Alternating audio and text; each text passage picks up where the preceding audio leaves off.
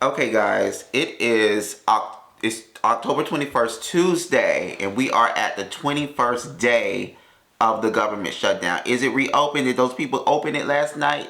No, it's still closed. The Senate on Monday failed for the 11th time to advance the House passed measure to fund the government. I already knew it wasn't going to pass. They are too departed from the center agreement of what this is going to be regarding healthcare. That's not going to change anytime soon. And I'm going to keep going on record saying that this will be the longest government shutdown in U.S. history. I believe it. I don't want it to be true, but I do believe that it will be true. It's going to be the longest one. The last one I believe was it was between 30 to 35 days. This is going to surpass that, and I do think this is going to impact the holiday season. As we've already seen, especially yesterday in Atlanta, lines were out of control. And this is another little tip that I want to give you guys today. You know, when you go on, if you didn't know, you usually can go to the the airport's website to look at, local wait times for TSA. I said this years ago that you cannot trust those wait times on the website. They're more for headquarters than they are for you. So, my point is, yesterday the lines were ridiculous in Hartsfield. The lines were ridiculous in MIA, and I believe the lines were ridiculous in New York. So when you go on these websites for these pages, what do you see? Oh, wait time 5 minutes. It shows green. Nothing's in red. Nothing's showing 60 plus minutes of a wait time. But that's what the wait times were. 60 plus wait times just in the TSA line. And if you are team check luggage, you know I'm team carry on. I'm not standing in those lines. But if you are team check luggage, you're standing in those lines too. Which, depending on the airline, could be long as well. So when people are saying get to the airport 2-3 hours early, it really goes with this time that we're in right now. Get to the airport early if you are flying. I'm choosing not to fly at this time.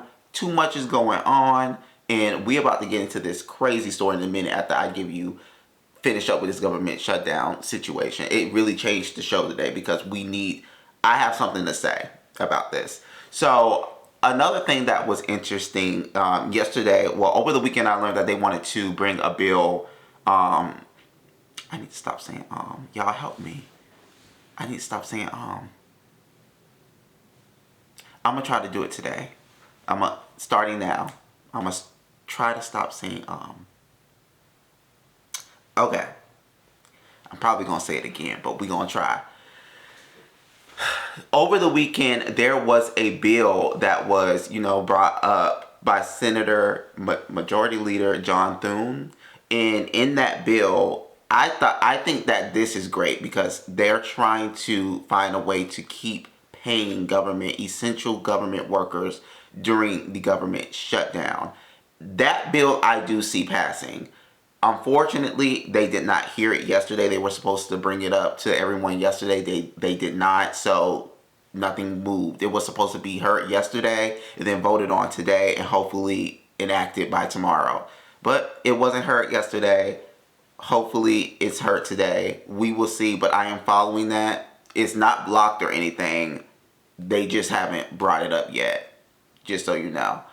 So, yeah, the government is still shut down. We're waiting for the next vote, but I'm mostly interested.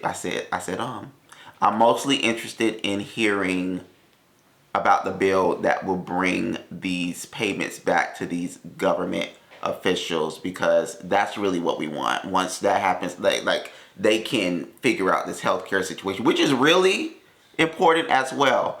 But this is a travel show, and I gotta make sure the people that's getting us to our destinations are getting their dues. Because if they're not getting their dues, we not getting everything that we need in our safety and stuff like that. And I already told y'all in a prior show why the government shutdown is really, really bad for travel and safety.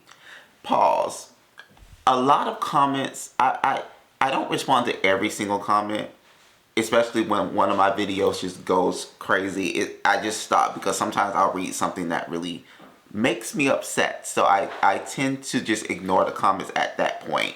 But I was reading some comments yesterday, and I kept seeing a trend of, I never thought about it this way. I love this perspective. I That's that again. I love seeing it this way. And when I read that, I was like, this is it. This is why, this is what sets me apart. The different perspective of how I feel about things, how I, look at things, and what I try to get you guys to see it as. I don't think a lot of people saw the government shutdown as what I saw. But, I'm happy that you guys are seeing it that way now. And front door. Go ahead. See, we're doing school send-offs on the same time. Have a good day. As the show, okay? This is how we do it. This is real life, okay? This is a real life show. But anyway, I say that because as we go into this ridiculous, well, I'm happy that it was averted. If you haven't heard about the incident that happened at Hartsfield-Jackson International Airport yesterday, you're about to hear all about it right now. Please like up the live. Let's get it up to 5,000 likes. Let's go into this press conference so we can see and hear, for the folks that's watching on YouTube, what exactly happened yesterday. And then I'm going to give my commentary right after that. Let's go ahead and flip this camera so y'all can see.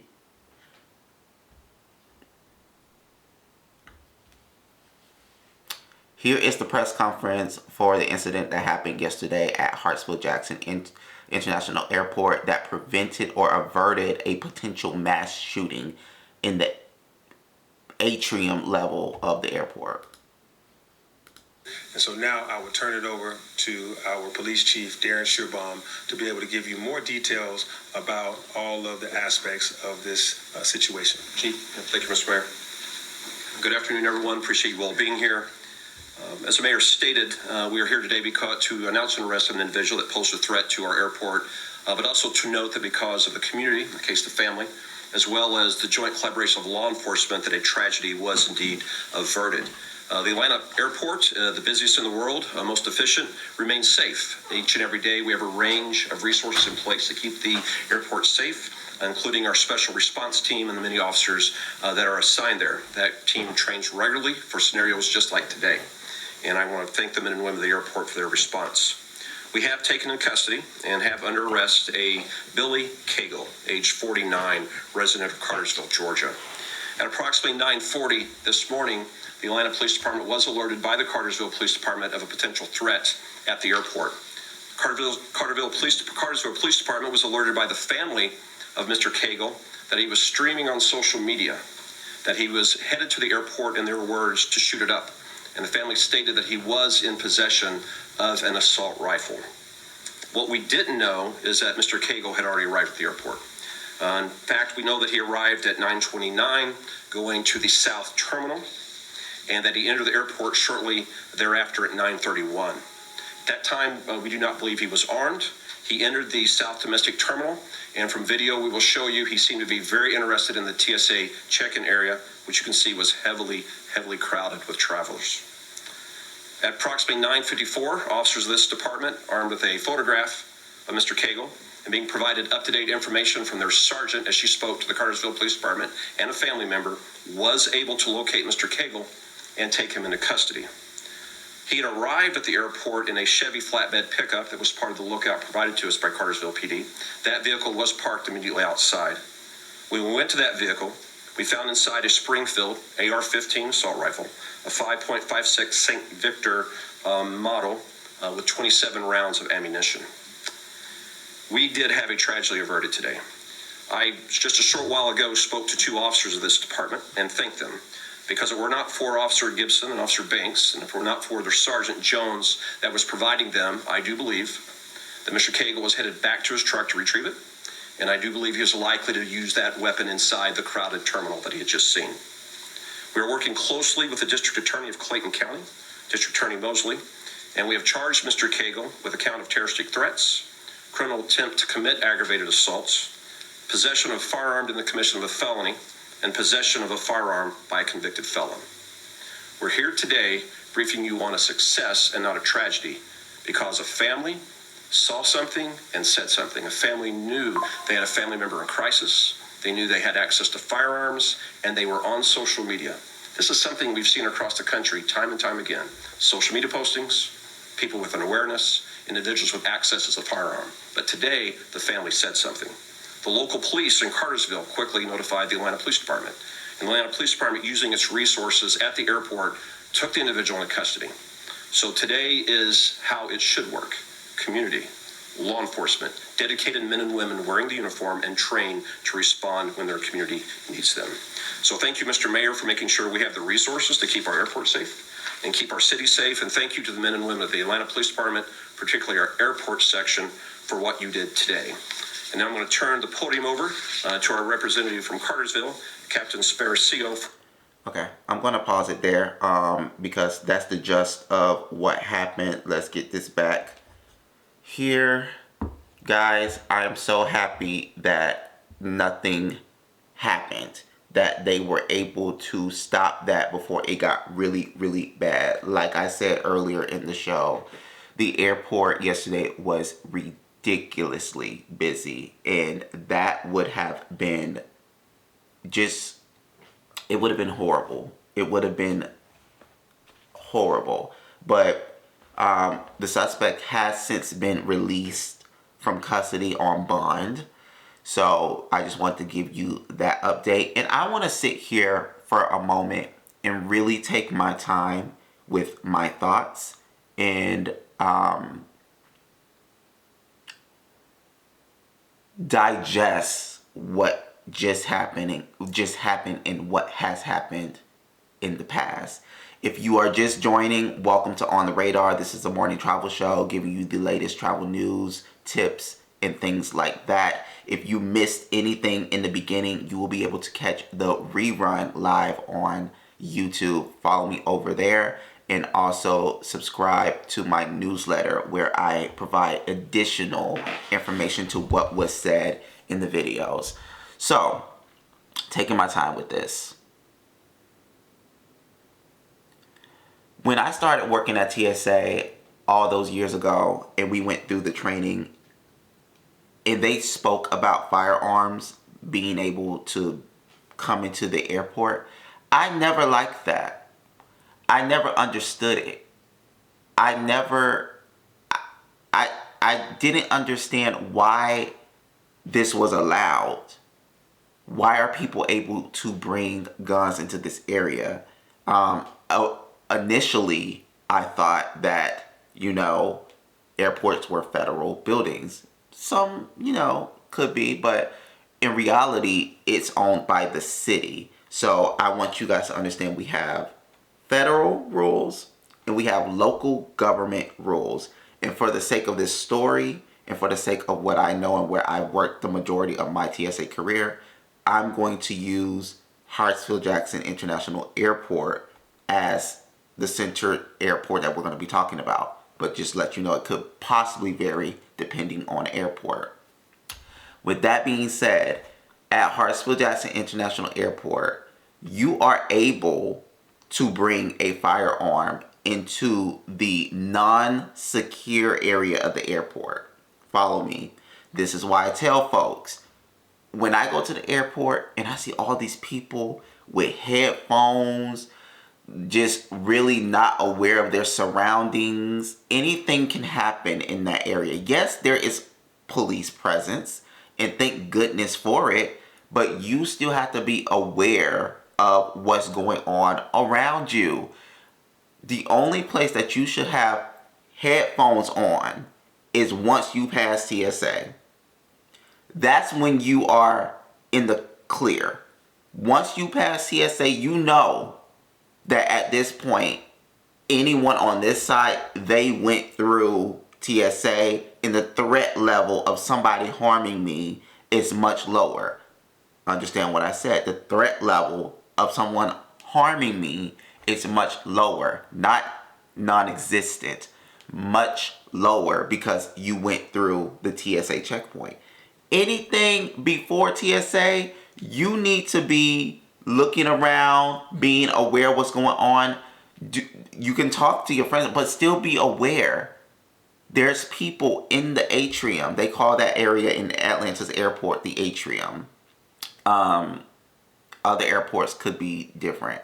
But in that area, there's people that's out there scoping, like what they said here. And another thing, thank goodness that the family saw something and they said something.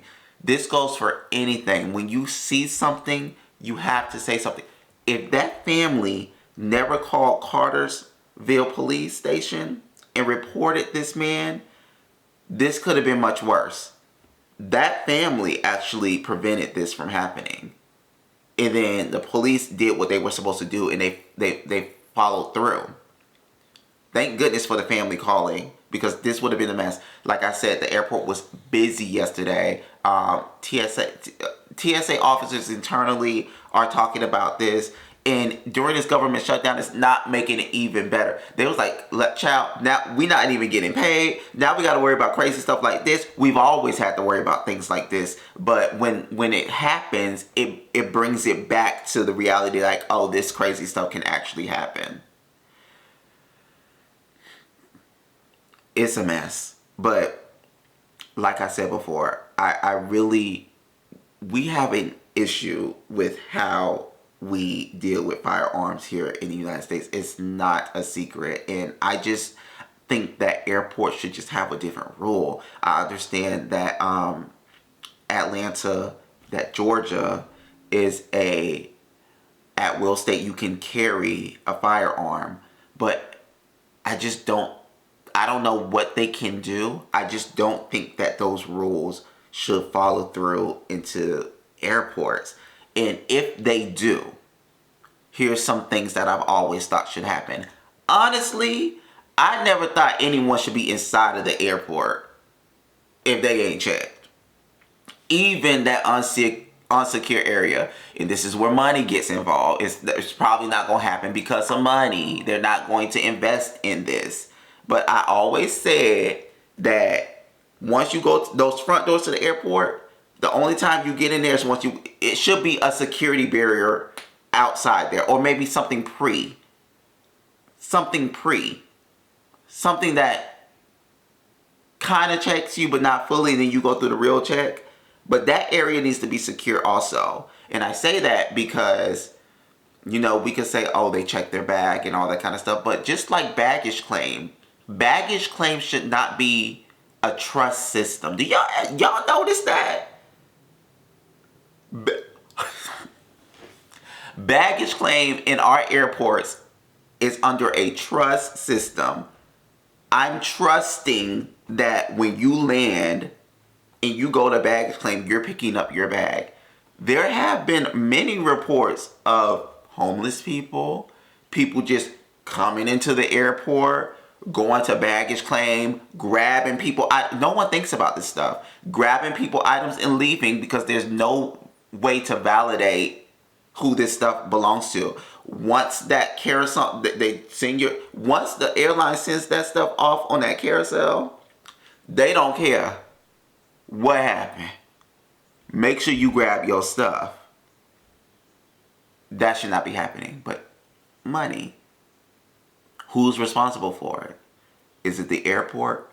Is it the airline? Some airports have people there just watching, but again, they're just watching to just be there to try to divert something from happening. But there needs to be a better system. I say that again because of the incident that happened in Fort Lauderdale years ago of the gentleman who opened fire in the baggage claim center, in the baggage claim area. He went into his bag. He checked the firearm with the airline. Checked it. Went down there. Put that gun together in the baggage claim area and shut up all them people in Fort Lauderdale International Airport. If you don't know about it, go research about it. In the baggage claim area. shot all those people up, and nothing ever happened. I thought once that happened, that change was going to come. I was like, okay. Because TSA is, I would say they're proactive in some ways, but they're more reactive. So when that happened, I was like, okay, something's going to happen. Something's going to change to protect people, in these areas that's really unsecure. And nothing ever happened of it. And I think nothing really happened of it because people are not really aware of the vulnerability of it. So that's why when I saw this story today, it reminded me of that. It reminded me of the vulnerabilities of the unsecure area of the airport. You have children, you have young folks, you have so old elderly people that are in these atrium unsecure areas of these airports every day. They are just you're a sitting duck waiting for something to happen. And I don't know. I don't know what can change, but I feel like something needs to happen at airports to bring some more safety measures for that area. And if they're not there right now, I want you watching me right now to just be aware of your surroundings. And if you see something, say something, literally, because you could be saving lives, you could be saving your own life. Yeah, but another thing that I thought about was, even with the checking of firearms, I do think that it should be in a separate area. I don't think that you should go to the traditional airline line and check your firearm. I think it should be something possibly on a different area of the airport. Maybe it's not even where the majority of people are. Maybe it's, like when you go to, again, Atlantis Airport and you want to check in at the bag drop outside and that's its own little area. Maybe they could build something like that for just firearms. But again, money.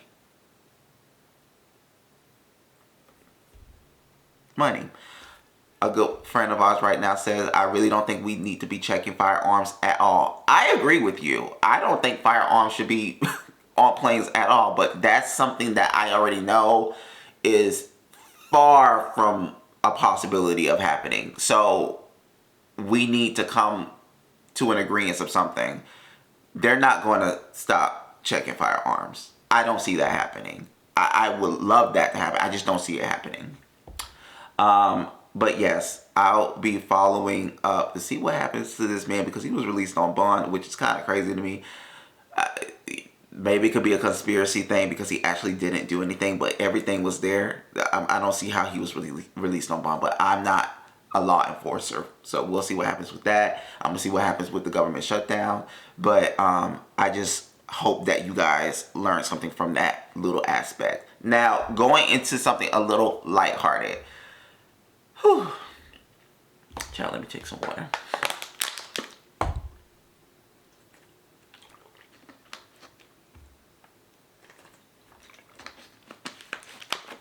Okay.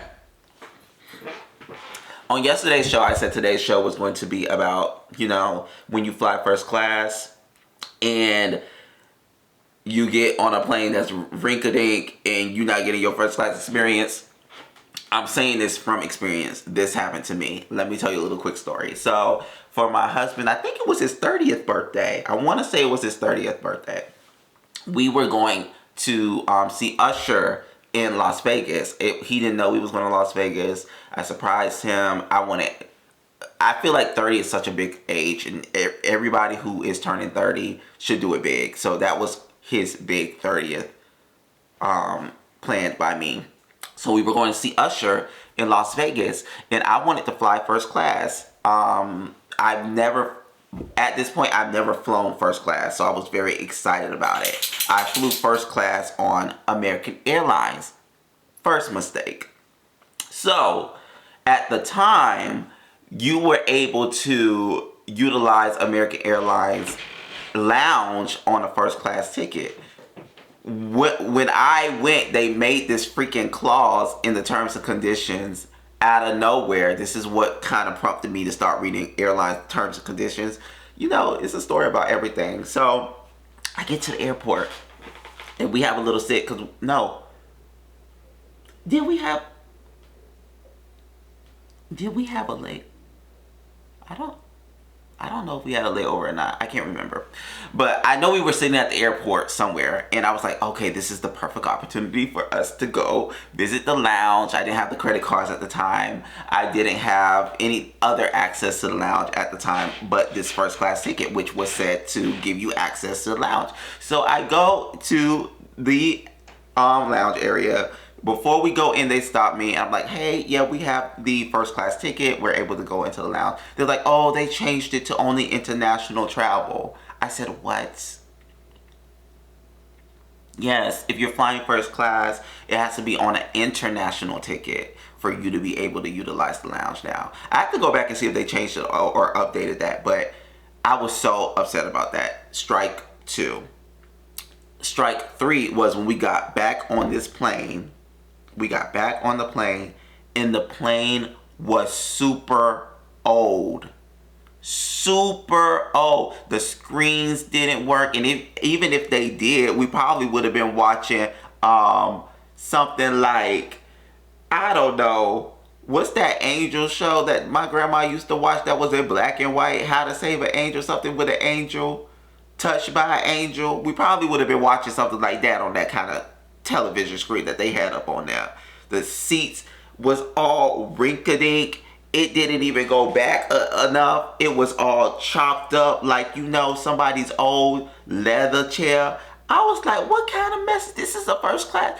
And then after the entire experience ended, I went back and I was like, okay, let me go look at this, because when I booked this flight, I saw everything, because they show you everything. They show you like the plane. They show you all the stuff. I'm like, this is the plane that we ended up on was not the plane that we were supposed to be on. So I noticed that they changed us last minute to an older plane. And this happens frequently, just so y'all know. They will change your plane at a heartbeat. Like, they will change it. Things change. So what is my tip to you? A, screenshot the plane that you were supposed to be on. When you book all your stuff and they list everything that you're supposed to have, screenshot that. I didn't do any of this, by the way, at the time. Now I know.